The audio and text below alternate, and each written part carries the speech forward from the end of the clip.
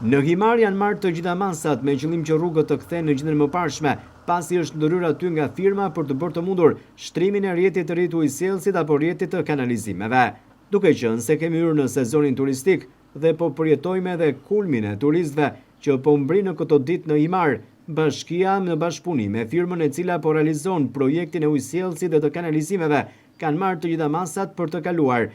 në gjendjen e mëparshme rrugët të cilat në fakt kishin problematika për para nisjes së sezonit turistik. Megjithatë, në këto ditë, situata në Himar është shumë ndryshe, krahasuar me muajin e kaluar, ku rrugët po rehabilitohen dhe gropat po mbushen, duke u asfaltuar, me qëllim që pushuesit vendase të huaj të kenë mundësi aksesi edhe më të mirë në rrugët e Himarës. Një pjesë e rrugëve ka përfunduar së shtruari dhe asfaltuari, duke u kthyer në gjendjen e mëparshme, ndërsa të tjerat janë në proces.